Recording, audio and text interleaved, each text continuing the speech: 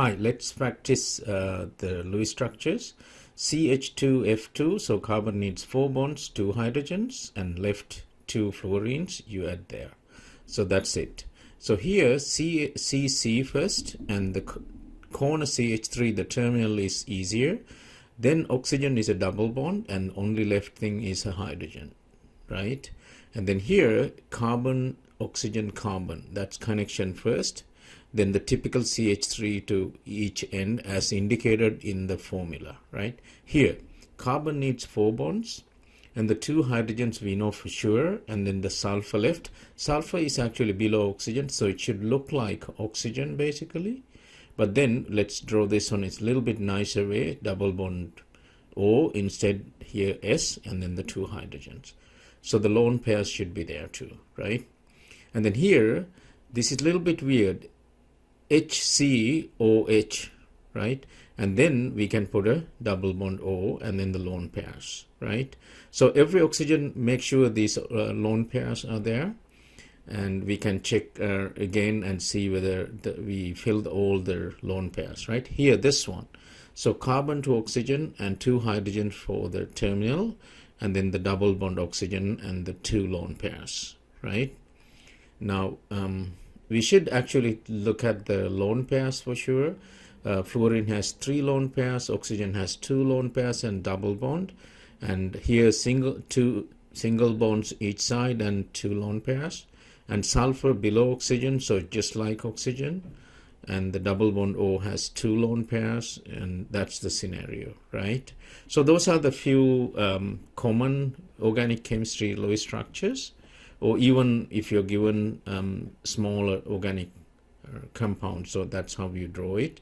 So without going into details, the faster way. Now if you're given something like CH3CO2 and some other charged ones like ethyl plus, and another one CH3NH3 plus, right? So these are charged species, and then what do we do? So let's put the questions here. C5H5N and C6H12. Okay, so I want to go to the different ones too. So the first one, carbon-carbon, connect them, and then terminal CH3, which is easier to do, and then oxygen 2, that means negative means single bond, no charge means double bond. So the lone pairs are 3 and 2. Now here, C and C first, terminal CH3 and then 2 hydrogens. Now only thing is plus should be only on the carbon, right? Now this one, C to the N first and the terminal CH3 and 3 hydrogens on the nitrogen. The plus has to be on the nitrogen because hydrogen cannot have a plus. Now here, C6H6, this is kind of to memorize, so you put in a cyclic because there is no other way to fulfill the number of bonds. Now C carbon 6 and hydrogen 6, all you do is alternatively put to double bonds, then that's how you can satisfy.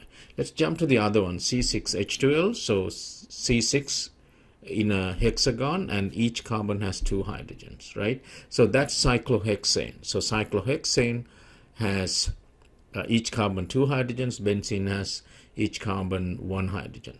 Now let's look at the middle one, C5H5N, looks like more the C6H6, right? So we just copy that style and then remove 1 carbon and hydrogen, put a nitrogen there, right? So that's how you kind of know one first, and then you try to kind of imitate the same style rather than counting electrons and all these things, right? Now, so I'm going to give you another challenger one. Look at this one, CH3COH and then HOCH2CHO and then C2H4O2. Now let's see what to do with this one.